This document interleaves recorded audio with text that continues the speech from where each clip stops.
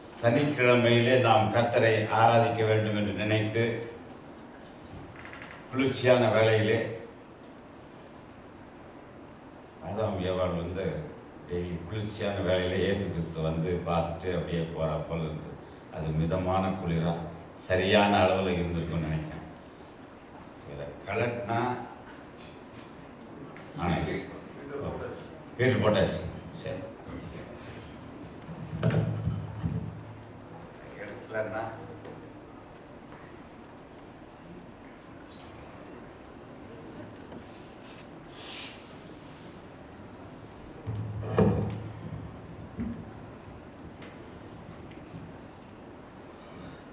நம்முடைய பிரசங்கத்திற்கு கடந்து போகும் முன்பதாக முதல்ல ஒரு 2 நிமிடம் 2014 ஆண்டின் துவக்க பகுதியிலே எந்த ஒரு காரியத்தை பேச வேண்டும் என்ற ஜெபத்தோடு யோசித்துக் கொண்டிருக்கும் பொழுது கர்த்தர் கொடுத்த வேத வாக்கியம் தானியேலின் புஸ்தகம் 3வது அதிகாரம்.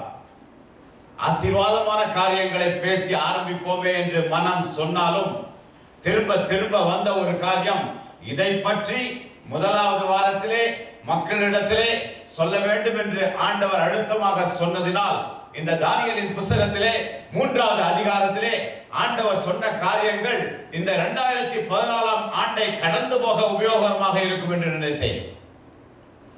நான் பார்த்த இந்த கிளிப்ல கடவுள் ஒவ்வொரு மனிதனுக்கும் அவரவருடைய தேவைக்கு ஏற்றபடி ஒரு திட்டத்தை வைத்திருக்கிறார். 2014 ஆண்டு ஒவ்வொரு மனிதனுக்கும் உனக்கு இது தேவை, உன் உடல் நலம் குறையா இருப்பதினாலே உனக்கு கிடைக்க வேண்டிய இந்த சுகம், இந்த தெய்வீக சரீர சுகம் 2014 தேவை. உன்னுடைய வாழ்க்கையிலே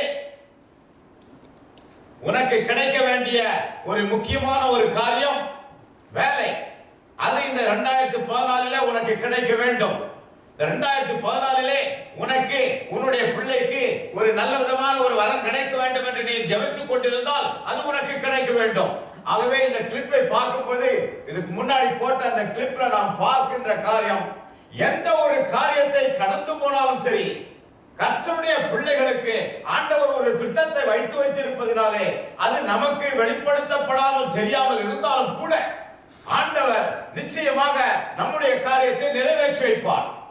தானியேலின் புஸ்தகத்திலே 3வது அதிகாரத்திலே 30 வசனங்கள் இருக்க அதை திரும்ப திரும்ப படித்து பார்த்தோம் என்றால் என்றோ நிகழ்ந்த நிகழ்வு அல்ல. கிறிஸ்து பிறப்பதற்கு முன்பாக 587 நடந்த ஒரு காரியமாக இருந்தாலும் கூட இன்று வரை கர்த்தர் வரும் அளவும் அதன் மூலமாக பல படிப்பினைகளை ஆண்டவர் கொடுக்க போகின்றார். அந்த ஒரு காரியத்தை படித்துக் கொண்டே பார்க்கும் பொழுது திடீரென்று ஒரு படத்திலே அதை பார்க்கும் பொழுது 3 பேர் உள்ளே சென்று 4 பேர் இருக்கும்படியாக இருக்கும் பொழுது அது எப்படி அந்த காரியம் நடக்கும்? ஒரு சூளைக்குள்ளே 3 பேர் சென்றால் 4வது மனிதர் ஒருவர் இருந்தால் அவர்களை காப்பாற்ற வேண்டும் என்று அந்த 4வது மனிதர் இருந்தால், அதுவே இயேசு கிறிஸ்துவாக இருந்தால், என்னுடைய வாழ்க்கையிலும் கூட நான் கடந்து போகின்ற பாதை நெருப்பாக இருந்தாலும் பிரச்சனைக்குரியதாக இருந்தாலும் எங்கே அந்த 4வது நபர்? என் குடும்பத்திலே ஏன் அந்த 4வது நபரை நான் பார்க்க முடியவில்லை? நான் பிரச்சனைக்குள் கடந்து போகின்றேன் என்று என் ஆண்டவராக இயேசு கிறிஸ்துக்கு தெரியும் பொழுது அந்த சாத்ராக் மேஷாக் ஆபேத்நேகோவுக்கு முன்பாக அவரோடு கூட அந்த நெருப்பிற்குள் இருந்த 4வது நபர் என்னுடைய குடும்பத்திலே எங்கே? நான் பிரச்சனைக்குள் இருக்கும் பொழுது அவர் ஏன் எனக்கு தெரியாமல் இருக்கின்றார்? எவ்வளவு நாள் அந்த பிரச்சனையிலே கடந்து போக வேண்டும் என்று ஆண்டவர் நினைக்கின்றார் என்று நினைத்த பிரகாரமாக இருக்கும் பொழுது ஆண்டவர் அதன் மூலமாக பல காரியங்களை நமக்கு சொல்ல வேண்டும் என்று நினைப்பதினாலே அந்த 4வது நபர் சில நேரங்களிலே தெரிந்தாலும் சில நேரங்களிலே தெரியாவிட்டாலும் இருப்பவர் இருக்கிறவராகவே இருந்து கொண்டிருக்கின்றார். If you please God, it does not matter whom you displease. வாழ்க்கையிலே अनेक நேரங்களிலே மனிதர்களை சந்தோஷப்படுத்துகின்ற மனிதர்களாக இருக்க வேண்டும் என்று अनेक மனிதர்கள் வாழ்ந்து கொண்டு இருப்பது ஆச்சரியம் அல்ல. ஆனால் தெய்வத்தின் பிள்ளைகள் எப்படி இருக்க வேண்டும்? If you displease him, it doesn't matter whom you please. அவருக்கு பிரியமில்லாத காரியத்தை செய்ததன் மூலமாக நீ யாரை நீ சந்தோஷப்படுத்தினாலும் அர்த்தமே இல்லை. கர்த்தரை சந்தோஷப்படுத்த வேண்டும் என்பதுதான் ஒரு மனிதனுடைய வாழ்க்கையாக இருக்க வேண்டும் என்பதுதான் தாற்பயமாக இருக்க வேண்டும்.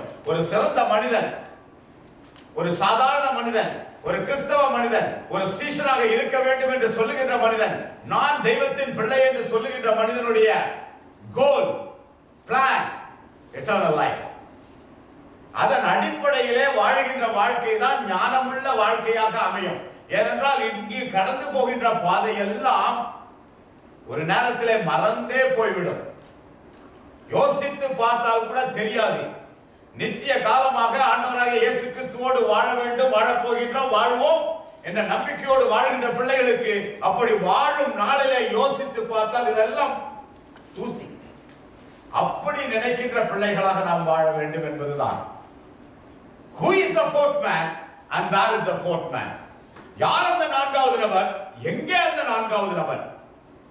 இன்றைய பிரசங்கம் அந்த நான்காவது நபர் என் குடும்பத்திலே எங்கே? அந்த நான்காவது நபர் என் வாழ்க்கையிலே எங்கே? எனக்கு பிரச்சனையா இருக்கும் பொழுது அவர் ஏன் இல்லை அப்படின்னு அப்படியே ஓட்டி பார்க்கும்போது, நான் சின்ன பிள்ளையா இருக்கும்போது எங்க அப்பா ரயில்வேல வேலை பார்த்ததுனால ரயில்வே காலனியில் குடியிருக்கும் பொழுது, இவ்வளோ பெரிய பையன் சின்ன பையனாக தான் இருந்தது. திடீர்னு வீட்டில் இருந்து வேகமா ஓடி வந்து எங்க அப்பா விழுந்துட்டாரு, சாக போறாரு அப்படின்னு எங்க அம்மா கிட்ட மெசேஜ் கொடுக்குறாங்க.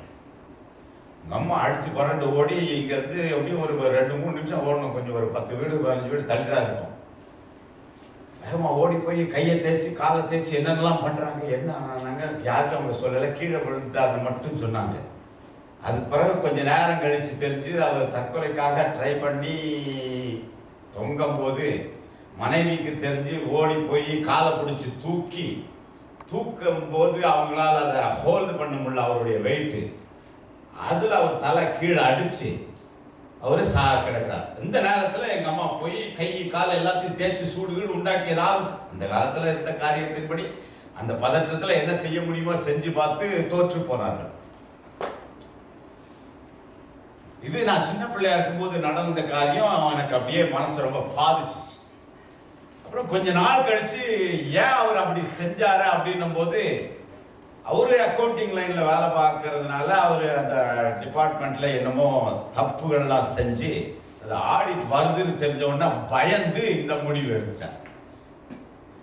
ஆடிட்ல பிடிபட்டுருவோம், வாழ்க்கை கேவலமா போகும் அப்படின்னு நினைச்சு இறந்துருவோம் அப்படின்னு. அது ஒரு கிறிஸ்தவ குடும்பம், ஒரு கத்தோலிக்க கிறிஸ்தவ குடும்பம்.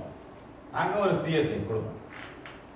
உதவி செய்ய நினைத்தும் செய்ய முடியாமல் போய் இதை யோசிச்சு பார்க்கும்பொழுது ஒன்னா யோசிச்சு பார்த்த இந்த காரியங்களை இந்த 3வது அதிகாரத்தை படித்த பிறகு சின்ன வயசுல இருந்து அப்படியே இப்படியே யோசித்து பார்க்கும்போது ஒரு 2-3 சாவுகள் மனசுக்கு வந்தது. ரொம்ப நல்ல மனுஷன், எங்களுக்கு தெரிஞ்ச வரைக்கும் நல்ல குடும்பம். அந்த சூழ்நிலையிலே இந்த 4வது நபர் எங்கிருந்தார்? ஒரு கேள்வி. 2வது கேள்வி, அந்த மனிதருக்கு கேட்க வேண்டிய கேள்வி, வாழ்க்கையிலே எத்தனையோ மனிதர்கள் எத்தனையோ காலகட்டங்களிலே எத்தனையோ தவறுகள் செய்திருக்கிறார்கள், செய்து கொண்டும் இருக்கிறார்கள். ஆனால் கர்த்தர் மன்னிப்பு கேட்டால் மனிதன் மன்னிக்கின்றானோ இல்லையோ, எந்த விதமான தண்டனை கிடைக்கின்றதோ இல்லையோ, என் ஆண்டவர் எனக்கு மன்னிப்பார் என்று நினைத்து கர்த்தர் கொடுத்த வாழ்க்கையை எடுப்பதற்கு எனக்கு தகுதி அல்ல என்று நினைத்து, எனக்கென்று ஒரு மனைவி பிள்ளைகள் எல்லாம் இருக்கின்றார்கள், நான் இறந்து போனால் அவர்கள் கஷ்டப்படுவார்கள் என்று நினைத்து கர்த்தரிடத்திலே மன்னிப்பு கேட்டு உலக பிரகாரமாக தண்டனையை அனுபவித்து, யார் என்ன பேசினாலும் அதற்கு பிறகு எனக்கென்று மனக்கவலை ஆண்டவராக இயேசுவோடு நான் சரி செய்து விட்டேன் என்று நினைத்து வாழ்ந்திருக்கலாமே. அந்த நேரத்திலே இந்த fourth man என்ன ஆனார், ஏன் அப்படி நடக்கவில்லை என்று சிறு வயதிலேயே ஒரு சின்ன ஆதங்கம். இந்த 3வது அதிகாரத்தில் ஒரு காரியம் வருகின்றது. 6 முழ 60 முழ உயரம், 6 முழ அகலம், 90 அடி உயரம், 9 அடி அகலம். இப்படி திடீர்னு ஒரு சிலை இந்த ஓரத்தில் இப்படி வச்சு மேரிலாண்ட் கவர்னர் அவர் ஃபுல் அதிகாரமும் கொடுத்து எல்லாம் கூடி வாங்கன்னு சொல்லி எல்லாரும் கூடி வந்த உடனே நீங்க அதை வணங்கணும்னு சொன்னா இங்க இருக்கிறவங்க இல்லைன்னா உங்களது முடிஞ்சு போச்சு. நீங்கெல்லாம் இந்த ஸ்டேட் கவர்மெண்ட் எம்ப்ளாயிஸ் நீங்க வணங்கலைன்னா முதல்ல உங்களுக்கு வேலை போயிடும். அப்படிதான் நினைச்சர் எல்லாருக்கும் அப்படியே ஒரு லெட்டர் அனுப்பி எல்லாரும் கூப்பிட்டாரு. எல்லா கவர்மெண்ட் எம்ப்ளாயிஸ்லாம் வந்திருக்காங்க. இந்த 3 பேர் அங்கே தான் வேலை பார்த்துக்கிட்டு இருக்காங்க. நீங்க வணங்கலைன்னா வேலை போயிடும். ரொம்ப கடுமையான பொருளாதார கஷ்டத்தின் மத்தியில் இருக்கும் பொழுது வணங்கலைன்னா வேலை போயிடும், வணங்கினா அவர்கிட்ட சிக்கல்.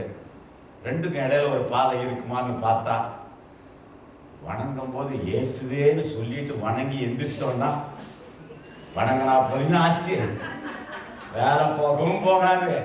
மனசுக்குள்ள இயேசுவேன்னு சொல்லிட்டோம்னா இயேசுவும் காப்பாத்திடுவார். இப்படி ஒரு முடிவு எடுத்து எப்படியாவது மனுஷன் எப்படி பண்ணுவான், இதுவும் நடக்கணும் அதுவும் நடக்கணும் அப்படின்னு சொல்லி அப்படி வணங்கி அப்படி செய்யலன்னா பக்கத்தில் இருக்கவங்க 10 பேர் அதுக்குன்னு ஒன்று இருக்கா, வேலை போயிடும் தெரியும்ல, எக்கானமி மோசமா இருக்குல்ல, கஞ்சி குடிக்க முடியுமா, பிள்ளை வெட்டி இருக்குல்ல, வெண்டான செத்து போயிருவியோ, ரெண்டு ஆகாட்டி தானே செத்து போயிடும், வேலை இல்லாமனாக்கா இந்த குளிர்ல ஹீட்டர் போடாம இருக்க முடியுமா, வெள்ளு கட்டணும் இல்ல, அவனுக்கு வேலை வேணும் இல்ல, வேண்டாது. இவ்வளவு நாள் இந்த சத்தியத்துக்குள்ள இருந்தோம். சத்தியம் ஒண்ணு விடுதலை ஆகும், இயேசுவேன்னு சொல்லிட்டு தானே செய்யும் சொல்றேன். இப்படி எல்லாம் மனசு யோசிக்கும். இந்த சூழ்நிலையில ஒரு 3 பேர் அப்படி இருக்கிறாங்க. அவங்களுக்கு இவங்களோட கூட இருந்த தானியேல் இருக்கிறார். அவர் முதல் அதிகாரத்துல ஒரு பெரிய ராஜாவே சொன்னாலும் நான் சாப்பிடக்கூடாதுன்னா சாப்பிட மாட்டேன், நான் இதை தான் வேணும், எனக்கு பருப்பு காய்கறி இந்த நட்ஸ் இது மட்டும்தான் எனக்கு வேணும் அப்படின்னு அவர் சாப்பிடுறாரு. 10 நாள்ல ஜொலி, நான் தான் சாப்பிட்டுட்டே இருக்கேன், ஜொலிக்குவா செய்யுது. அப்ப கடவுள் அதுல கைய வச்சாதான் ஜொலிக்க முடியும். அந்த 10 நாள்ல கடவுள் அந்த கையை வச்சு அற்புதத்தை கண்டு ஒரு மாதிரி ஜொலிக்க வச்சிடறார். அப்ப கடவுள் செய்ய முடியும், அதான் பாயிண்ட். அப்ப என் ஆண்டவராக இயேசு கிறிஸ்து செய்ய முடியும் அப்படின்னு சொல்லும் பொழுது நம்முடைய வாழ்க்கையிலே இந்த 4வது மனிதர் இருந்து கொண்டிருக்கின்றாரா? கஷ்டம் வரும்போது காணா போய் சந்தோஷமா சிரிச்சுக்கிட்டு சாப்பிட்டுக்கிட்டுலாம் இருக்கும்போது கூட வந்து உட்கார்ந்துக்கிறாரா? எப்போ நமக்கு வேணும், நம்ம சந்தோஷமா இருக்கும்போது 10 பேர் நமக்கு இருக்கிறவங்க எல்லாம் சொந்தக்காரங்க ஃப்ரெண்ட்ஸ் எல்லாம் இருந்தா போதும். கஷ்டம் வரும்போது இது வேற எதுக்கு, இவர் பக்கத்துல இருந்தாங்க, கஷ்டம் வரும்போது ஹெல்ப் பண்ணணும்னாக்கா ஏதாவது கேட்பாரு, அது வேணும் இது வேணும்னு, அந்த மாதிரினா அவர் மனுஷங்க ஓடுறா போல அவரும் ஓடிடுறாரா அப்படின்ற ஒரு காரியம்.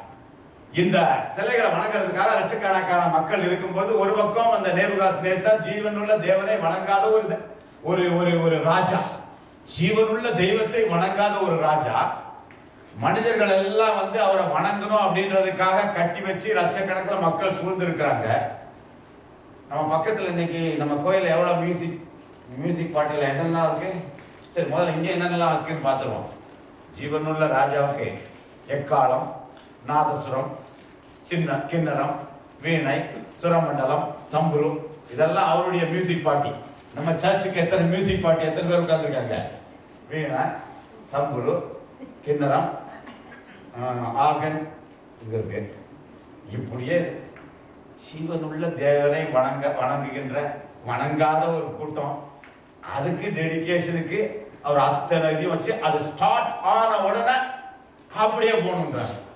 ஜீவனுள்ள தேவனை வணங்குறதுக்கு நமக்கு ஆள் கிடைக்கிறதுக்கு காசு கொடுத்தாலும் வருவாங்களான்னு தேடிக்கிட்டு இருக்கிறோம். இன்னும் மாட்ட மாட்டேங்கிறாங்க. காசாவது கொடுத்தாக்கா வந்துடுவாங்களா, ப்ளே பண்ணி காசை வாங்கிட்டு போயிடுவாங்களான்னு அப்படிலாம் தேடினாலும் கிடைக்க மாட்டேங்குது. அவர் ஆர்டினேஷனுக்கு அப்படி வந்து போட்டு இத்தனை பேரையும் வந்து இதுல ஒரு 3 பேர் நின்றுடுறாங்க. நம்மளை போல 3 பேர், நம்மளை போல என்ன அப்படின்னு சொன்னோம்னா ஏன் அந்த 3 பேர்ல நம்மளா வைக்கிறோம் அப்படின்னாக்கா நம்ம தான் சத்தியம் நிறைய தெரிஞ்சிருக்குன்னு சொல்லிக்கிறோமே. நிறைய சத்தியம் தெரிஞ்சதுனாக்கா நிறைய கேட்பார். எவ்வளவு தெரிஞ்சிருக்கோ அதுக்கேத்தா போல சத்தியத்துக்கு ஏத்தா போல கடவுள் கேட்பார். அதிகமா தெரிஞ்சதுன்னா அதிகமா கேட்பார். உனக்கு தான் தெரியும்ல, இல்லாட்டி இதை தெரியாதுதான், எனக்கு தான் இது தெரியாதா, இதான் எனக்கு தெரியாதா, இதான் எனக்கு தெரியாதா, ஓ அது எனக்கு தெரியுமா, அதுல என்னாச்சு? இப்ப தெரிஞ்ச கேள்விக்கு பாஸ் ஆவோமா ஃபெயில் ஆவோமா? தெரியாத கேள்விக்கு உனக்கு யாருமே சொல்லலையா? ஓ நீ கேட்கவே இல்லையா? ரேடியோலையும் கேட்கலையா? டிவிலையும் பார்க்கலையா? ஃப்ரெண்ட்ஸ் யாரும் சொல்லலையா? அடுத்த டினாமினேஷன்காரங்க இதுதானே சொல்லலையா? அப்போ நீ கன்வின்ஸ் ஆகலையா? கன்வின்ஸ் ஆகிறா போல அவங்க சொல்லலையா? இல்லை ஓ மனநிலை எப்படி இருந்தது? இப்படிலாம் உன்னை கன்ஃபியூஸ் பண்ணிட்டாங்களா? உங்க சர்ச் பாஸ்டர் ஒரு மாதிரி சொல்ல, இவங்க ஒரு மாதிரி சொல்ல, ரெண்டுத்துலயும் என்னன்னு தெரியாம சரி இருக்கிறதுலே நிப்போமே. இப்ப நிறைய பேர் இங்க பிறந்தவங்கலாம் இருக்கிறதுல இருப்போமே, ஏன் அதே சுகமா இருக்குன்னு. அப்படி இருந்தோம்னாக்கா ஆதி காலத்துல இந்த கத்தோலிக்கிறதுல அப்படியே இருந்திருப்போம் இல்ல. மாற்றங்கள். சரி, the king built a gold statue. ஏன் அயன் ஸ்டாச்சு வைக்காம கோல்ட் ஸ்டாச்சு வச்சாங்க? இப்போ வல்லபாய் இந்த நியூயார்க் சிட்டியில் உள்ள அந்த ஸ்டாச்சுவோட, லிபர்ட்டி ஸ்டாச்சுவோட பெரிய ஸ்டாச்சுவா இந்தியாவில் கட்ட போறாங்க குஜராத்துக்கு. அவர் வந்து ஸ்டேட்டா இரும்பு இருக்குமா இரும்பு இருக்குமான்னு ஒவ்வொரு ஸ்டேட்லையும் இப்போ வந்து கேட்டுக்கிட்டு இருக்கிறார். அத்தனை இரும்பு வாக்கி கட்டி இதோட பெருசா கட்டி, அது நர்மதா ரிவரா சரியா நான் கரெக்டா இருக்குன்னு நினைக்கிறேன், அதுல கட்டி பெரிய ஸ்டாச்சு. அதாவது உலகத்திலே நம்பர் 1 செய்யணும்னு நினைச்சுக்கிட்டு இருக்கிற பிரதம மந்திரியா வரணும்னு நினைக்கிற ஒரு ஆள் அப்படி ஒரு முடிவெடுத்து ஸ்டெப் எடுத்த வல்லபாய் பட்டேல் தான். அவர் தான் இரும்பு மனிதர். அதனால அவர் இரும்பு, அவர் தானே எல்லா மாகாணங்களையும் இணைத்தவர். இல்லாட்டி இந்தியா வந்து சிதறண்டு போயிருக்கும், பல மாகாணங்களாக சென்னை அது இதுன்னு ஆந்திரா அப்படின்னு போயிருக்கும். அப்படி நடத்திக்கிட்டு இருக்காரு. சரி, நான் அப்படி யோசிக்கும் போது இவர் ஏன் கோல்டு ஸ்டாச்சுல இவர் கட்டுறாரு? நேபுகாத் நேச்சார்னா பயங்கரமான கிங்லேயே இப்போ இங்க யாருமே அப்படி இருந்திருப்பாங்களான்னு சந்தேகம். அந்த மாதிரி அவருடைய காம்பவுண்ட் வாலே 80 feet இருக்கும், மேல ரதம் ஓடுமா. நம்ம காம்பவுண்ட் வால் 3/4 அடி வைப்போமா 1 அடி வைப்போமா அப்படின்லாம் இருக்கும்போது அவர் 80 அடியில் வச்சு மேல ரதத்தை ஓட்டுவார். அவருடைய ஒரு ஒரு ஒரு ஒரு ஃபில்மை பார்த்துக்கிட்டு இருக்கும்போது திடீர்னு பிடிக்கிறாரு. கடைசி இஸ்ரேல் கிங்க வந்து முடிச்சு அவன் எடுக்கிறதுக்குள்ள அவன் கண்ணை பிடிக்கிட்டு கூட்டு போயிடுறாங்க. என்னக்கா, we take very fast decision in my kingdom. அதெல்லாம் கண்ணை மூடி கண்ணை திறக்கிறதுக்குள்ள நாங்கள் முடிவு எடுத்துருவோம், காரியம் நடந்துரும். கை இருக்கோ கால் இருக்கோ உயிர் இருக்கோ அந்த நேரத்தில் முடிஞ்சிடும்.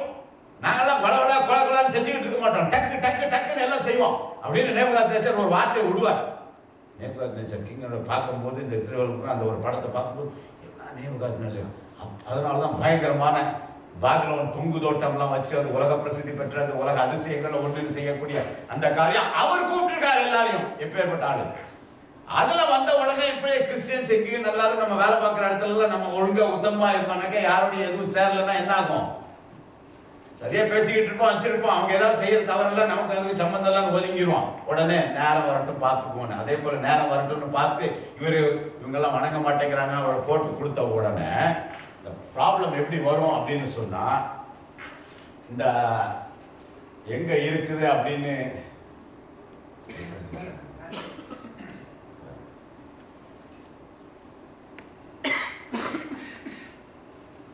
இதுல நீங்க வந்து எந்த இடத்துல அவர் ஒரு பெரிய ப்ராமின்ஸ்ல அவர் வந்து அந்த முதல் வசனத்துல தூரா அந்த இடத்துல தான் அவர் இந்த மாதிரி கூப்பிட்டு எல்லாரையும் கூப்பிடுறாரு. சரி, எல்லாரையும் கூப்பிட்டு வணங்கணும் போது காரை தப்பட்டெல்லாம் வச்சு எல்லாரும் வந்து இருக்கும் பொழுது தெரியும் ஆபீசர்ஸ்ல இந்த 3 பேர் வராங்க. நம்ம அந்த 3ல ஒரு ஆளா இருக்கிறோம் அப்படின்னு நம்ம நினைச்சுக்கணும். ஏன்னா ஜீவனுள்ள தெய்வத்தை கும்பிடுறோம், அதிகம் சத்தியம் நமக்கு தெரியுது, எல்லா கிரைட்டீரியாவும் ஃபுல்ஃபில் ஆகுது. வேற ஒரு நாட்டில் இருக்கிறோம், இது கிறிஸ்தவ நாடுன்னு சொல்லக்கூடிய அளவுக்கு எங்கேயாரும் சொல்ல மாட்டேங்கிறாங்க. பறந்து வளர்ந்த நாடும் அப்படி இல்லை. இப்பொழுது இந்த நாடு அப்படி இருந்ததையும் சொல்றதுக்கு யாரும் விரும்பல. எல்லாரும் பலவிதமான மக்கள் வந்துட்டாங்க.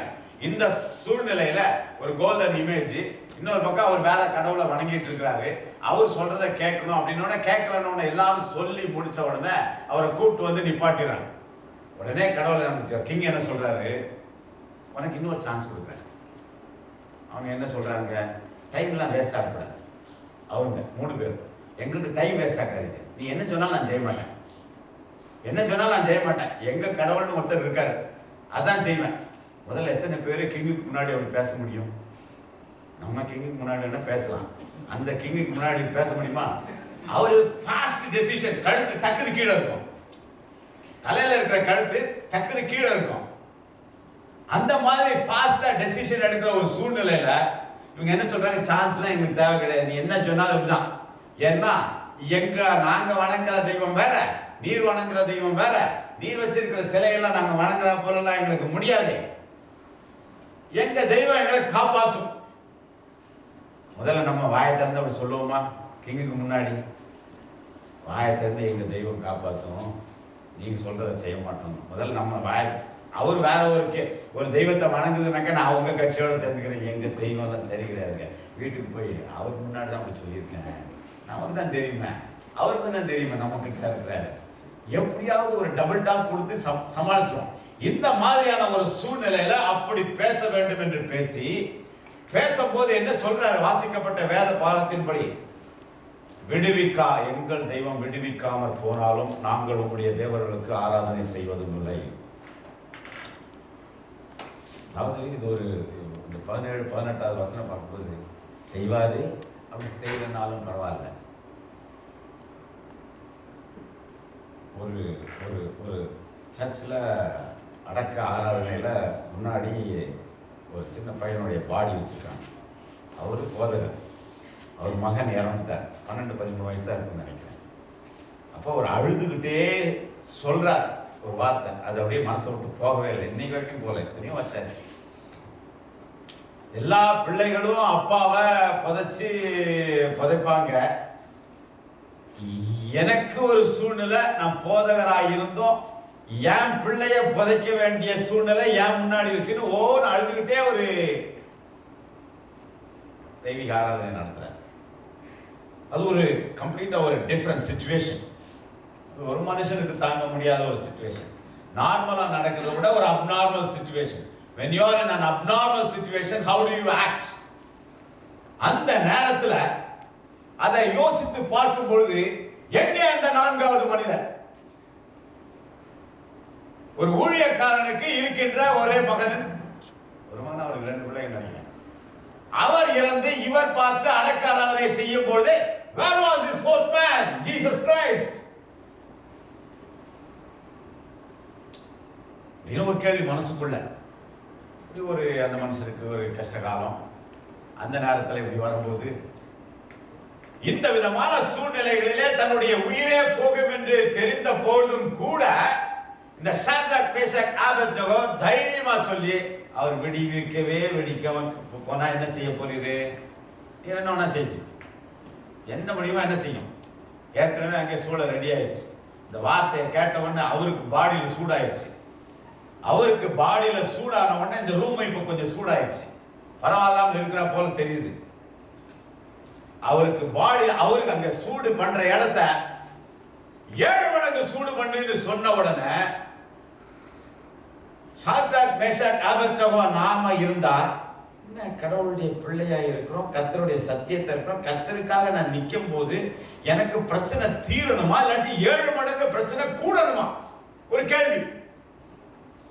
Where is the fourth man, Jesus Christ? நான் நல்லா இருக்கும் பொழுது, அவருக்காக எல்லாத்தையுமே செய்யும் பொழுது, அவருக்காகவே உயிர் வாழ்ந்து கொண்டிருக்கும் பொழுது, அவருக்காக உழைத்து பிழைத்துக் கொண்டிருக்கும் பொழுது, எனக்காக 7 மடங்கு அதிகமான வெப்பநிலை உள்ள எனக்கா என்ன? Where is the fourth man? Where is Jesus Christ in my life? நான் கஷ்டப்படும் போது அவர் எனக்கு வேணும். நான் கஷ்டப்படும் போது அவர் காணலைன்னா என்ன கிறிஸ்தவ வாழ்க்கை? இப்படி ஒரு பயங்கரமான ஒரு சூழ்நிலை. ஒரு மனிதன் வாழ்ந்து கடந்து முடிப்பதற்குள், இயேசு கிறிஸ்து வருவதற்குள் எத்தனை மேலும் கீழும் பார்க்க வேண்டிய ஒரு சூழ்நிலை. தேவாதி ஒரு சூழ்நிலை அவரை போட்டு கொடுக்கறதுக்கு 10 பேர். நீங்க நல்லா இருந்தோம்னா வந்து யாருமே ஒரு பின்ன கூட எடுத்து வைக்க முடியாதவங்க, ஒரு ஹெல்ப் கூட பண்ண முடியாதவங்க, துரோகம் பண்றதுக்கு வரிஞ்சு கட்டிட்டு வந்து கர்த்தருடைய பிள்ளைகளுக்கு எதிராக, ஊழியத்துக்கு எதிராக இருக்கின்ற எத்தனையோ பேரை பார்த்திருக்கிறோம். அவரை மெதுவா வந்து ராஜாவை குத்தி காட்டி 2-3 பேரை காலி பண்ணாதான் சரின்னு அவரு ஒரு 90 அடிக்கு வச்சு அதுல ஒரு சிலையை வச்சு அவர் வணங்குற தெய்வமே வேற. இந்த மாதிரி 1,00,000 பேர் அவங்க முன்னாடி வணங்கிட்டு இருக்கும் போது 3 பேரா நிக்கணும்னு சொன்னா அவ்வளவு பெரிய காரியம், மிதிச்சே கொண்டுருவாங்க. ராஜா சொல்றாரு, நீ பாட்டுக்கு 3 பேர் உனக்கு இன்னும் பெரிய ஆளோடைய அப்படியே அங்க இருக்கிற 10 பேரே ராஜாவுடைய ஆளா இருந்தாங்க, அங்கே மிதிச்சு சவட்டி கலைஞ்சிருவாங்க. மலையாளத்துக்காரங்க தான் சரி, சவட்டி கலைஞ்சிரு மிதிச்சே கொண்டு விடுவாங்க. அப்படி இருந்து கூட தைரியம் என்று வர வேண்டும் என்றால் ஆண்டவராக இயேசு கிறிஸ்து உள்ளத்திற்குள் இருந்து where is the fourth man அப்படின்னு பிரச்சனை வரும்போது அவங்க கேட்கல. வருவாரியா, வரலனாலும் பரவாயில்ல, என்ன ஆகும், 2 நிமிஷத்துல செத்து போவோம், செத்து போனா செத்து போறேன், அவருக்காக செத்து போறேன், ஏன் நான் நித்திய காலமா வாழ போறேன்றது எனக்கு தெரியும்ல. சாத்ராக் மேஷாக் ஆபேத்நேகோவுக்கு மனைவி பிள்ளைகள்லாம் இல்லையா? திடீர்னு நைட்டு ஒரு மாதிரி போயிடுவோம் அப்படின்னு தெரிஞ்ச உடனே என் மனைவி முகம் வருது, என் பிள்ளைகள்லாம் முகம் வருதுன்னு அவருக்கு போல எனக்கு திடீர்னு ஒரு 2-3 நாளைக்கு இப்படி ஆயிருக்கு. ஒரு வாட்டி தான் ஆயிருக்கு. சரசில் அடிச்சிருச்சு. தூங்கிட்டு இருக்கும்போது சரசில் அடிச்சா என்ன செய்ய? எந்திரிச்சு உட்கார மூச்சு விட இப்படியே இருக்குது. இது என்ன, அது யாரா மண்டையில தட்டினாலும் மூச்சு வருமானு தெரியல, தட்டுறதுக்கு ஆள் இல்லை, பேசவும் முடியாது. இது என்ன, அது இப்படியே போயிருவோமோ? எனக்கு யாருமே முன்னாடி வரல, எப்படியாவது மூச்சு விட்டணும்னு எண்ணம் தான் வந்துச்சு. ஏன்னா அவ்வளவு நேரம் இழுக்கல. அப்படி எப்படின்னு பாடியெல்லாம் ஒரு குலுக்கி வச்சுது. சில நேரங்கள் என்ன தேவை, கொஞ்சம் லேட்டா வேற ஏதாவது சாப்பிட்டு அதில் பித்தம் இருந்து அப்படி எதுவும் அடிச்சிருச்சாலும் தெரியல. அதில் கொஞ்சம் யோசிச்சு பார்க்கறதுக்கு. இவங்களுக்கு 3 பேருக்கும் எல்லாம் கவலை கிடையாது, என்ன செய்யுங்க, 7 மடங்கு நான் எழுதுனேன், அதெல்லாம் நான் செய்ய முடியாது அப்படின்னு உள்ள போயிட்டான். உள்ள போக முன்னாடி என்ன பண்றாங்க அவங்க, சரி எல்லாத்தையும் நியாயமா என்ன செய்யணும், பாடியெல்லாம் கட்டி அவருக்கு ஏதாவது ஒரு கோவணம் மட்டும் எல்லாம் கட்டி பாடி ஏதாவது கட்டி தூக்கி எரிஞ்சிருக்கணும். அவருக்கு இருக்கிற எல்லா ட்ரெஸ்ஸையும் அப்படியே வச்சு சுத்துறாங்க. ஏன் அது எரிஞ்சு அதுக்கப்புறம் அவர் பாடி எரிஞ்சு அவர் சாகணுமா? அப்படியே கட்டி உள்ள தூக்கி போட வந்தவனுக்கு ஆர்டர் கொடுத்தது நேபுகாத்நேச்சார், கட்டினது வேற பயங்கரமான ஆட்கள். யாரு பாடிய கர்த்தருடைய பிள்ளைய தொட்டு கட்டுனானோ அவன் உள்ள தூக்கி போக முன்னாடி அமைஞ்சிட்டான். ஏன்னா அவன் தொட்டுட்டான். ராஜா வாயில தான் சொல்லியிருக்காரு, அவருக்கு இருக்கு. அப்புறம் வேற மாதிரி கர்த்தருடைய பிள்ளைய தொட்டு அவனுக்கு ஏதாவது வரணும்னாக்கா அதனுடைய இவங்களுக்கு ஒண்ணுமே ஆகலை. இவங்கெல்லாம் நல்லா உள்ள போய் உட்கார்ந்தவங்க, கப்புல தூக்கி போட்டவங்க கொஞ்ச நேரத்தில் அப்படியே நடக்கிறாங்க. இங்க உள்ள அந்த போக முன்னாடியே அவனுக்கு அடிச்சிருந்தா இவங்களுக்கும் அடிச்சிருக்கணும். இவங்களுக்கு ஒன்றும் ஆகலை. திடீர்னு நம்ம அல்சேஷன் டாகா மாறி அவங்கள வெளியே கூப்பிட்டு மோந்து பார்த்தா கூட அந்த நெருப்பு வாடையே இல்லைன்னு வேற சொல்லுது. நெருப்பு வாடை கூட இல்லை அப்படின்னா அது நெருப்பே இல்லை அவங்களுக்கு. சரி, உள்ள போனவங்களுக்கு கை காலெல்லாம் கட்டினதெல்லாம் அவுத்து அவங்களும் ஜீசஸ் கிரைஸ்டோட உலக அங்கே ஒரு 4வது மனுஷன் வந்துடுறாரு. கடவுள் கடவுளுடைய பிள்ளைகள் கஷ்டப்படுறாங்க அப்படின்னு சொன்னா சும்மா இருக்க முடியாது. சும்மா இருக்க முடியவே முடியாது. அது அங்க யோவான் ஸ்நானகன் வெட்டப்பட்டான் அப்படின்னு கேட்ட உடனே அவருக்கு டைம். இந்த நேரத்தில் எங்கே இந்த fourth man? He was a man right on the planet. He was a God also. He could have saved him. Why he did not save? இப்படி கேள்வி கேட்டுட்டே இருந்தா பதில் கிடைக்காது. யோவான் ஸ்நானகனுக்கு டைம் அங்கே முடிஞ்சு போச்சு.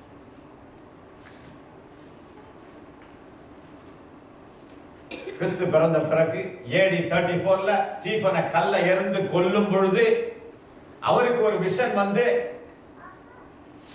ஜீசஸ் கிரைஸ்டால உட்கார்ந்திருக்க முடியாது. நிற்கிறார், ஸ்டாண்டிங் ஓவேஷன். எனக்காக இந்த பூலோகத்திலே கல்லெறிந்து உன்னுடைய சாவிற்கு பிறகு சத்தியம் ஜென்டைல்ஸுக்கு புறஜாதியார்களுக்கு செல்லும்.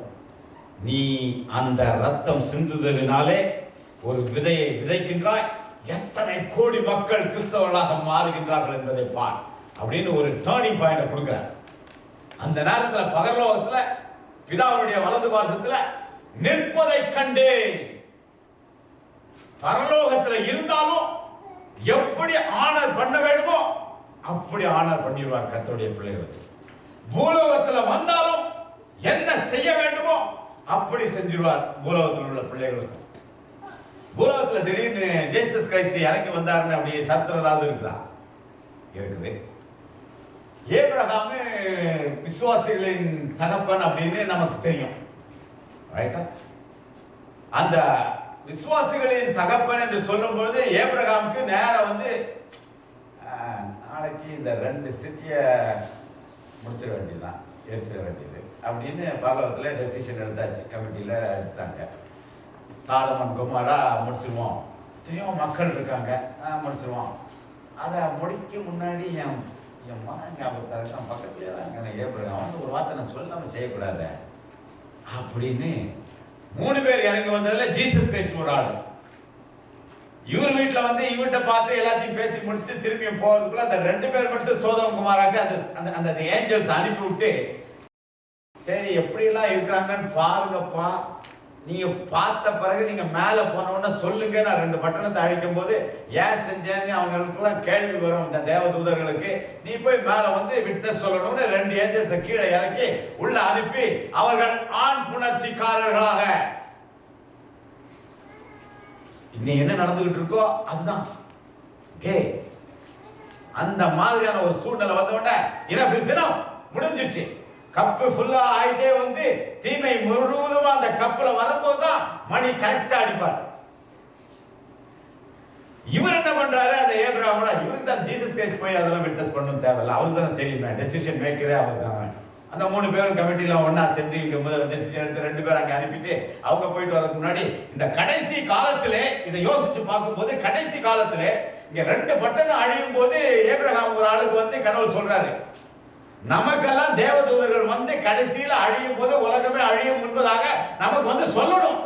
சொல்லணும்னா அவரை கேட்போம். ஏன் கர்த்தருடைய பிள்ளைகள் கர்த்தருக்காக வருவதற்காக காத்திருக்கும் பொழுது இதெல்லாம் காலியாக போது நீ அங்கே எரிஞ்சுக்கிட்டு இருக்க, உனக்கு ஒன்றும் ஆகாது. நெருப்பு சுத்தி இருக்கும், நெருப்பின் வாடை உன்னிலே படாது, உன்னுடைய உடல் கருகாது, உன்னுடைய உடை அழியாது, நெருப்பன அவனை சுத்தி இருக்கும். இன்றைக்கும் கூட கிறிஸ்தவ ஜனங்களுக்கு, கிறிஸ்தவ பிள்ளைகளுக்கு, கர்த்தருக்காக வாழ்கின்ற பிள்ளைகளுக்கு பிரச்சனைகள் சூழ்ந்திருக்கும். பிரச்சனைகளினால் அவர்கள் மாண்டு போக மாட்டார்கள். சுத்தி இருக்கும் நெருப்பு, கண்ணில் பார்க்கறதா இருக்கும், வாடை இருக்காது, அதனுடைய எஃபெக்ட் இருக்காது, பிரச்சனை ஓடிக்கிட்டே இருக்கும், நெருப்பு சுத்தியே இருக்கும். கர்த்தருடைய பிள்ளைகள் they will be at the center, the fire will be around them, but God will be inside invisibly sometimes. இந்த இடத்துல அவர் இறங்கி வந்து 3 பேரோட சேர்ந்து, எனக்காக நீ என்ன நடந்தாலும் பரவாயில்ல நீ சொன்ன பிறகு எனக்கு என்ன அங்க வேலை, இறங்கி வந்து உள்ள நெருப்போடு நெருப்பா உள்ள இருப்பேன். That is the command of God. இதை யோசிச்சு இந்த 4வது மனிதர் அந்த 3 பேர் இருக்கும் பொழுது, நெருப்புக்குள் இருக்கும் பொழுது, என் பவுல், என்னுடைய பால் என்னை போல இருங்கள் என்று சவால் விட்ட ஒரே மனிதன், இது எல்லாருமே ஜீசஸ் கிரைஸ்ட் போல இருக்கணும், என்னை போல இருங்கள் சவால் விட்ட ஒரே செயின்ட். அவருடைய தலை துண்டித்து கீழே 2 தடவை போய், சரித்திரம் சொல்லுது எங்கெல்லாம் ஜம்ப் ஆச்சோ அங்கெல்லாம் ஊற்று வந்துருச்சுன்னு ரோம்ல, அந்த இடத்துக்கு ரோமுக்கு போனா அதை பார்க்க முடியல, தெரியல. அந்த நேரத்தில் கூட கொஞ்சம் சத்தியம் தான் சார், அதுல எங்க சர்ச்சை வந்துச்சு அப்படின்னு சொல்றாங்க. அவரை துண்டாக்கும் பொழுது where was the 4th man, Jesus Christ?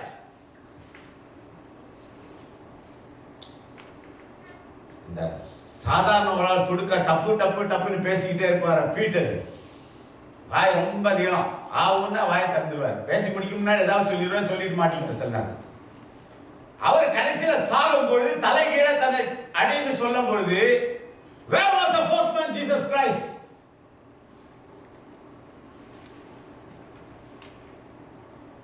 வாழ்க்கையில கஷ்டப்பட்டுக்கிட்டு இருக்கும் போது எங்க வீட்டுல ஒரு சாவு நடந்ததுன்னா where was Jesus Christ?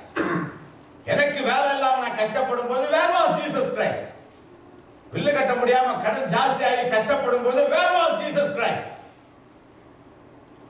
Shadrach Meshach Abednego ஒரு வார்த்தை நெகட்டிவா எதுவுமே கேட்டா போல ஒன்றும் சரித்திரத்தில் இதுல இல்லை. நீ கிங்குகளே சவால் தான், நீ நீ என்ன சொல்ல போற, நான் செய்ய முடியாது, எனக்கு அவர் இருக்காரு, அவர் செஞ்சாலும் சரி செய்யாட்டியும் சரி நான் சாக ரெடி ஆயிட்டேன், நீ என்ன செய்ய போற. இது வந்து தீவிரவாதிகள்லாம் இப்படிதான் நினைப்பான். இது கிறிஸ்துவுக்குள் தீவிரவாதி. மேக்ஸிமம் என்ன பண்ண முடியும், சாகடிப்ப. மேக்ஸிமம் என்ன பண்ணி தூக்கி எரியும், உள்ள எரிஞ்ச உடனே மண்டை போய் எங்கேயாவது முட்டும், அங்கேயே ரத்தம் வரும், அது ஆறுதோ ஆகலையோ அதுக்குள்ளே நான் செத்து போயிடுவேன், முடிஞ்சு போச்சு. அப்படி அப்படி ஒரு கிறிஸ்துவுக்குள் தீவிரவாதியாக இருந்த உடனே 3 பேர்ல 4 பேர். அது என்ன பியூட்டின்னா, வெளியில இருந்து அந்த கிங்க பிரமித்து போய் நிற்கிறார். யார்? ஜீவனுள்ள தேவனை கும்பிடாத ஒரு ஆள், ஒரு ராஜா, ஜீவனுள்ள தேவனை தெரியாத ஒரு ஆள். அவருக்கு யாருக்கு தெரியுது? தேவகுமாரனின் சாயல் தெரிகிறதே. அவர் யார் சொல்லி கொடுத்தா? பிறந்ததிலிருந்து கிறிஸ்தவனாயிருந்து சத்தியத்திலே ஊறி இருக்கிற ஜீசஸ் கிரைஸ்ட் வந்தா பார்த்தா கூட யாருன்னு தெரியாது. ஆனா இவருக்கு ஜீவனுள்ள தெய்வமே யாருன்னு தெரியாது. ஆனா தேவ சாயலாய் இருக்கின்ற மனிதன் அப்படின்னு சொல்லுகிறார் என்றால் அவருக்கு அதை வெளிப்படுத்துறது யார்?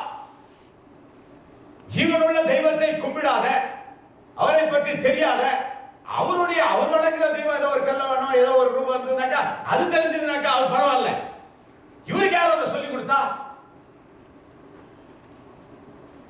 வாழ்க்கையிலே வாழுகின்ற வாழ்க்கையை வைத்தே சாட்சியாக, வாயை திறக்காமல் சாட்சியாக வாழ்ந்து முடிக்க முடியும். நான் சாத்ராக் மேஷாக் ஆபேத்நேகோ. எப்படியாவது வண்டி எத்தனையோ, நானும் பெரிய மீட்டிங் போட முடியல, என்னால் பேச முடியல, பாட முடியல, ஜெயிக்க முடியல, வர முடியல, மேலே எல்லாம் நடக்குது. ஏதோனாக்கா சாட்சியாக வாழியே கிறிஸ்துவுக்காக சாட்சியாக மறிக்க முடியும்.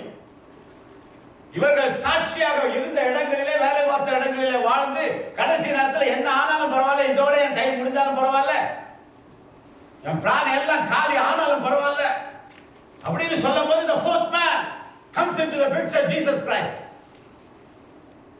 அதே நேரத்தில் பால் தலை உருண்ட போது அவர் எங்க இருந்தார்?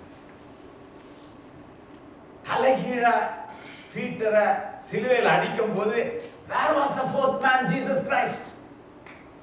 நான் கஷ்டப்படும் பொழுது, விம்மி விம்மி அழும்போது, யாருமே இல்லாத போது, ஓரமா இருக்கும் போது, எனக்கு அந்த விஷயம் வரலையே, காணவே, where was the Jesus Christ?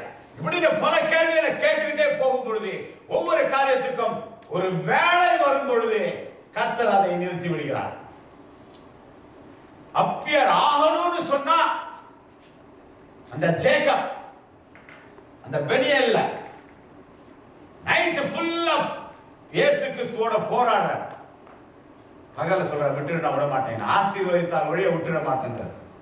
ஒரு ஆளுக்கு, ஒரே ஆள் இருக்கும்போது இன்னொரு ஆள் ஜீசஸ் கிரைஸ்ட் வந்து அந்த ஜேக்கப், யாக்கோபுக்கு, அந்த ஸ்டீபன் இறக்கும் பொழுது அத்தனை பேர் அங்க இருந்தாலும் பால் அதுக்கு விட்னஸ், கொல்லுங்கன்றதுக்கு விட்னஸ் சால். அப்ப சாலா இருக்கார். அந்த நேரத்தில் ஜீசஸ் கிரைஸ்ட் அங்க எழுதி நிற்கிறார் பரலோகத்துல. அந்த 2 பட்டணத்தை அழிக்கும் போது கூட 2 ஏஞ்சலோட வந்து ஏப்ரஹாமுக்கு வீட்டுக்கு வந்து ஹலோ ஹவ் ஆர் யூன்னு சொல்லிட்டு போறாரு. இங்க 3 பேர் இருக்கும்போது 4வது ஆளா வந்து நெருப்புக்குள் உலாவுகின்றார். நெருப்புக்குள் உலாவுகின்ற என் ஆண்டவராகிய இயேசு கிறிஸ்து பிரச்சனைகள் என்ற நெருப்பின் மத்தியிலே இருக்கின்ற பிள்ளைகளுக்கு நெருப்பிற்குள் அவரும் இருப்பார். நீ பார்த்தாலும் சரி, பார்க்காவிட்டாலும் சரி, அவர் உள்ளுக்குள் இருக்கிறார். அப்படி யாருடைய வாழ்க்கையிலாவது சரித்திரத்தில் இருந்து காட்டியிருக்கிறாரா? யோசேப்பின் வாழ்க்கையிலே தன் தகப்பனாருக்கு சத்தியம் உள்ளவனாக இருந்ததினாலே சொந்த சகோதரர்களால் வெறுக்கப்பட்ட யோசேப்புக்கு அவன் சாப்பாடு கொண்டு போகும்போது கூட இருந்திருப்பார். குழிகளிலே இறக்கும் பொழுது ஜீசஸ் கிரைஸ்ட் அந்த குழிக்குள் இருந்திருப்பார். அவனை சாக விடாம அங்கே காப்பாற்றி அந்த ஒட்டகத்தின் மேலே ஏற்றும் பொழுது அவரும் இருந்திருப்பார். கண்ணில் தான் தெரியல. அப்படியே எகிப்துக்கு போய் போர்த்துகார் வீட்டில் அவருடைய மனைவி தவறு செய்ய சொல்லும் பொழுது தவறு செய்யாமல் ஓடி போய் பிரச்சனைக்குள் மாற்றி சிறையில் இருக்கும் பொழுது சிறைக்குள்ளும் யோசேப்பு பார்த்தாரோ பார்க்கவில்லையோ, இயேசு கிறிஸ்து அந்த யோசேப்பின் கூட இருந்திருப்பார். எகிப்தின் அரியணையிலே உட்கார்ந்து பிரதம மந்திரியாக உட்காரும் பொழுதும் ஆண்டவர் அவனோடு கூட இருந்திருப்பார். ஒவ்வொரு காலகட்டத்திலும் ஒவ்வொரு மனிதன், கிறிஸ்தவ மனிதன் வாழும் பொழுது அவன் அவனுடைய தேவைக்கு ஏற்றார் போல் சில நேரங்களிலே பிரச்சனைகள் கூட போனாலும் கூட என்னுடைய கால அட்டவணையின்படி இது 1 மாதத்திற்குள் இந்த பிரச்சனை தீர்ந்துவிடும் என்று சொல்லும் பொழுது 1 வருடம் ஓடிவிட்டதே, 2வது வருடத்தில் நான் கடந்து வந்து விட்டேனே, 2013 என்னுடைய பிரச்சனை தீர்ந்துவிடும், இந்த பிரச்சனை தீர்ந்துவிடும் என்று நினைத்த நமக்கு இப்பொழுது நான் 2014 அடியெடுத்து வைத்தேன், அதே பிரச்சனை இன்னும் தீரவில்லையே என்று சொல்லுகின்ற ஒவ்வொரு பிள்ளைகளுக்கும் இயேசு கிறிஸ்து கூட இருந்து கொண்டிருக்கிறார். யோசேப்போடு இருந்த அந்த இயேசு கிறிஸ்து நம்மோடும் கூட இருக்கின்றார். தானியேலோடு கூட அந்த 3 மனிதர்களோடு கூட இயேசு கிறிஸ்து இருந்தது போல நமக்குள்ளும் நம் குடும்பத்திலே 3 பேர் இருந்தாலும் சரி, 5 பேர் இருந்தாலும் சரி, அந்த குடும்பத்திற்குள்ளும் இருப்பார். சுற்றி நெருப்பு இருந்தாலும், சுற்றி பிரச்சனை இருந்தாலும், சுற்றி என்ன விதமான காரியங்கள் நடக்கின்றது என்று தெரிந்து நமக்கு ஒரு தெளிவு ஏற்படாத சூழ்நிலையிலும் கூட ஆண்டவர் இருந்து கொண்டிருக்கின்றார். ஆண்டவருடைய அதிசயமான வழி நடத்துதல்கள் அவருக்கு மட்டும்தான் தெரியும். சில நேரங்களில் நமக்கு தெரியும், சில நேரங்களில் தெரியாது. ஆகவே பாலுடைய வாழ்க்கையிலே நீ செய்தது இந்த உலகத்திலே போதும் என்று சொல்லும் பொழுது பால் கணக்கு தீர்ந்தது. பீட்டருடைய வாழ்க்கையிலே நீ வாழ்ந்தது போதும், இனிமேல் நான் வர வச்சு பார்த்துக்கிறேன் அப்படின்னு சொல்லும் பொழுது அந்த நேரத்தில் இயேசு கிறிஸ்து அவர் சாவதை அனுமதிக்கிறார். அவர் வயசாகி சாகி அந்த மாதிரி சாகல. அடுத்தவங்க சாகடிக்கும் போது அது முடியுது அப்படின்னு சொன்னா கடவுள் உனக்கு ஒன் டைம், நம்ம டைம் அவருக்கு தான் தெரியும், முன்னாடி பின்னாடி. அந்த மாதிரியான சூழ்நிலையில நாம் அதற்காக கவலைப்பட தேவை கிடையாது. நம்ம உள்ள இருந்தோம் என்று சொன்னாலும் அந்த ஜீவனை உள்ள தெய்வத்தை தெரியாத அந்த அந்த அந்த நேபுகாத்நேச்சார் பிரைஸ் தி காட் என்று சொல்லி பிரச்சனையை கொடுத்து அவனுடைய உயிரை எடுக்க நினைத்தவர் அவனுக்கு ப்ரமோஷன் கொடுத்து வைக்கிறார். அதான் பிராய்ட். ஒரு நேரம் பிரச்சனை வந்துவிட்டு பயங்கரமா போகும், அது கடந்து முடியும் போது ஒரு ஸ்டெப் மேல தான் நிற்கும். கிறிஸ்தவ ஜனங்களுக்கு இவங்களுக்குள்ள 3 பேரும் கூப்பிட்டு ப்ரமோஷன் கொடுத்துறாரு. அது சாவு முன்னாடி நினைச்சுதான் ஜீசஸ் கிரைஸ்ட் அதெல்லாம் வணங்குறத வணங்கிடும், ஏதோ நம்ம தப்பிச்சா போதும் வேலை இருக்குனாக்கா அதுக்கப்புறம் வேலை இருக்குதோ வேலை இல்லையா ஆண்டவர் தான். கடவுளுக்காக நிற்கும் பொழுது, கடவுளுக்காக வாழும் பொழுது வாழ்க்கையிலே ஆண்டவராக இயேசு கிறிஸ்து நீ வேதத்தின் அடிப்படையிலே காரியங்களை செய்ய கற்றுக்கொண்டாயா? அப்படி நீ செய்ய கற்றுக்கொண்டு நீ வாழும் பொழுது ஆண்டவராக இயேசு கிறிஸ்து சொல்லும் காரியம், God can be a man, God will not act like a man.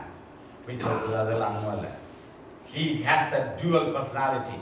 He is a man, he is a God. Even right now, though he is in heaven, அவர் கையில் இருக்கிற தழும்புள்ள அந்த அந்த தழும்புகளை நம்ம அங்கே போய் அவரோட கூட இருக்கும்போது அவருடைய கையை பிடிக்கும் போது மெதுவா நெருடணும்னா பார்க்கணும். எப்படி அந்த அந்த யூதாஸ் காரியத்தை பார்த்து எப்படியாவது தடவை பார்த்து அந்த தழும்பு இருக்குதான்னு பார்த்தாரோ அதே மாதிரி பார்ப்போம்.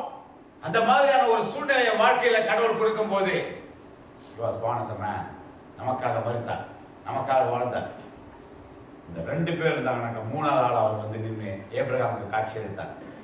ஆதியாகமம் புத்தகத்தில் 18வது அதிகாரத்தில் வாசிக்கும் பொழுது ஏப்ரகாம் குடும்பத்துக்கு அவர் காட்சி அளித்துட்டா ஏதாவது ஒரு தப்பு செய்யணும்னாக்கா என் பிள்ளைக்கு சொல்லணுங்க, நம்ம பிள்ளைகளுக்கு ஏதாவதுனாக்கா ஒரு பெரிய காரியம் செய்யணுக்கா அதை சொல்லிட்டு இது இப்படி இருக்கு அப்படின்னு.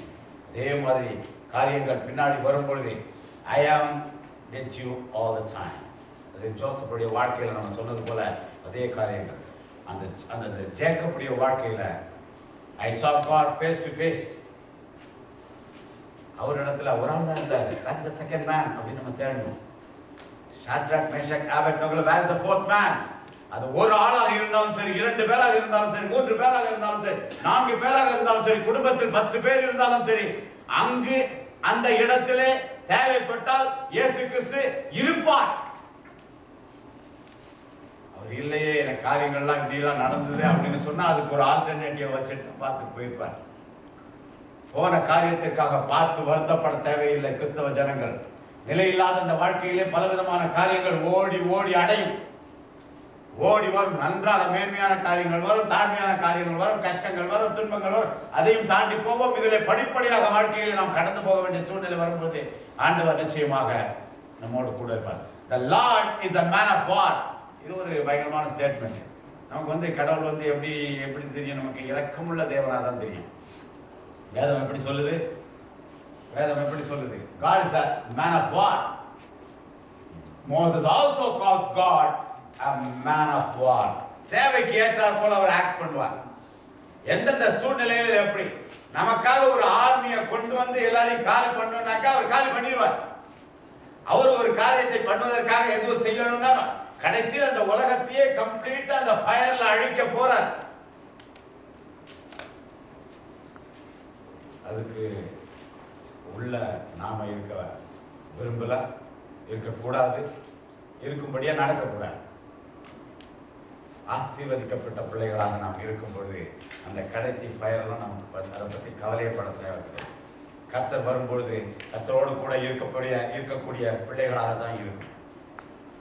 நமக்கு எந்த விதமான கெட்ட ஆவிகளோ வந்து நமக்கு ஏற்படாது. What have you to do with us, Jesus of Nazareth? அந்த பேய்கள் கேட்கிற போல அவர் நாசரத்காரன்னு தெரியும், எங்ககிட்ட ஏமாந்தன்னு கேட்கக்கூடிய சூழ்நிலையில நாங்க எங்க பாட்டுக்கு தப்பான காரியங்களா செஞ்சுக்கிட்டு இருக்கும்போது நீரே வந்த அப்படின்னு நிறைய கிறிஸ்தவ ஜனங்கள் இயேசு கிறிஸ்துவே தள்ளி வச்சுறாங்க. அது இன்னைக்கு தப்பு செஞ்சுட்டு நாளைக்கு மணி கேட்டுக்கலான்ற போல இந்த மாதிரியான சூழ்நிலைகள்ல கடவுள் காரியங்கள் வந்து வாழ்க்கையை ரொம்ப சீரியஸா நினைச்சு செய்யும் பொழுது அப்படிதான் கடவுள் நமக்கு கண்களை திறப்பார். அந்த அந்த ஸ்டீஃபன் பார்த்தா போல இயேசு கிறிஸ்து நீக்கதை பார்ப்போம். நாம் கஷ்டப்படும் பொழுது கர்த்தர் சந்தோஷமாக இருப்பதில்லை. அதே நேரத்தில் அது பல காரியங்களை வைத்து அந்த கஷ்டங்கள் வந்து வெளிவரதுக்கு பலவிதமான அறிவையும் ஞானத்தையும் பலத்தையும் அனுபவத்தையும் கொடுக்கத்தக்கதாக சில காரியங்கள் நடக்கும். அதன் மூலமா பல காரியங்கள் நமக்கு வாழ்க்கையில கஷ்டத்துல இருந்து வெளிவரும்பொழுது கர்த்தருக்காக உறுதியாக கூட நிற்க ஆரம்பிப்போம், மிக உறுதியாக. இதெல்லாம் கடந்து போகும் பொழுதுதான் மனம் பலப்படும். மனம் பலப்படும் பொழுதுதான் நாம் கர்த்தருக்காக அவரோடு கூட இருப்போம். ஒரு சின்ன கேள்வி, எத்தனை தடவை இயேசு கிறிஸ்து உங்க வாழ்க்கையில நீங்க கஷ்டப்படும் போது வந்து கென்னு நின்று இருக்கார்? யோசிச்சு பார்ப்போம். நீங்க பிறந்ததுல இருந்து இப்போ வர பல கஷ்டங்கள் பல நேரங்கள்ல எல்லா மனுஷர்களும் பட்டிருக்கோம். எந்த நேரத்துல அவர் வந்து நின்று வாழ்க்கையை மாத்திருக்காருன்னு அப்படியே ரீவைண்ட் பண்ணி பார்க்கணும். பல நேரங்கள்ல பார்த்துருப்பார் கடவுள், பல நேரங்கள்ல பார்த்துருப்பார். நாட் ஈவன் ஒன்ஸ் அப்படின்னு சொல்றதுக்கு எத்தனையோ யாருக்குமே அப்படி இருக்காது. பல நேரங்கள். ஆனால் கண்ணுக்கு இயேசு கிறிஸ்துவாக தெரியாது. ஷாத்ராக் மேஷாக் ஆபேத்நேகோவுக்கு அவர் வந்து அப்படியே தன்னுடைய உருவத்தோடைய வந்து அவர்களோட உலா வந்து அந்த கையின் கட்டுகள்லாம் யார் அவிழ்த்தா? இயேசுவோடு இருக்கும் பொழுது அந்த பாவத்தின் கட்டுகள்லாம் அவிழ்ந்து போய் அவங்களுக்கு ஒன்றும் இல்லை, பாவம் இல்லை. அந்த பிரச்சனைகளின் கட்டுகள் அவிழ்ந்து, பிரச்சனைகள் அங்கே இருக்கும் ஆனா அவங்க நடமாடிட்டே இருப்பாங்க. எப்படி போகுது லைஃப் தெரியாது. கட்டுகள் அவிழ்ந்துருச்சு, சுத்தி இருக்கிற நெருப்பு இன்னும் போகல, மனம் மேல அடிக்கல, சுத்தி இருக்கிறதுக்கு பாதுகாப்பு இயேசு கிறிஸ்து. அந்த பிரச்சனைகள் தீர்வதற்கு டைம் ஆகும். 1 மாதம் 1 வருடம், அது வரைக்கும் பொறுத்து. அது காலத்தின் கட்டாயம், நாட்டின் சட்டம் எப்படி இருக்கின்றதோ யாருக்கு எப்படி இருக்கின்றது என்று தெரியாது, பொறுத்திரே. நெருப்பு இருக்கும், நெருப்பு ஒன்றும் செய்யாது. அதான் கிறிஸ்தவ ஜனங்களுக்கு இந்த 2014 ஆண்டவர் கொடுக்கும் அருள் வாக்கு. நீ கர்த்தரோடு இருந்தால் கர்த்தர் உன்னோடு இருப்பார். நானும் என் வீட்டாரும் என்றால் கர்த்தரையே சேவிப்போம். கர்த்தர் இந்த காரியங்களை நம் மனதிலே வைத்து தைரியத்தை கொடுத்து 2014 நாம் நிச்சயமாக கர்த்தரோடு இருக்கத்தக்கதாக ஒவ்வொரு பிள்ளைக்கும் ஒவ்வொரு குடும்பத்திற்கும் யாரையும் கைவிடப் போவதில்லை. பார்த்தாலும் பார்க்காவிட்டாலும் அவர் நம்மோடு இருக்கிறார். ஷாத்ராக் மேஷாக் ஆபேத்நேகோ போல அவர் காப்பாற்றினாலும் சரி காப்பாற்றாவிட்டாலும் சரி, நான் ஆசீர்வாதத்தை அடைந்தாலும் சரி அடையாவிட்டாலும் சரி, இதன் மூலமாக எனக்கு அபரிதமான ஒரு காரியம் நடக்கும் என்று நினைத்தாலும் சரி, அது நடக்காமலே போனாலும் சரி, என் ஆண்டவர் தான், அவருக்காக நான் வாழ்ந்து அவர் வரும் வரை அவருக்காகவே வாழ்வேன் என்று சொல்லி இருக்கின்ற பிள்ளைகள் நிச்சயமாக கர்த்தரோடு கூட அந்த பரலோக ராஜ்யத்திலே நித்திய காலமாக இருப்போம் என்பதை மறந்து போகக்கூடாது. கர்த்தர் தாமே இந்த காரியத்தை ஆசீர்வதிப்பாராக. ஆமென்.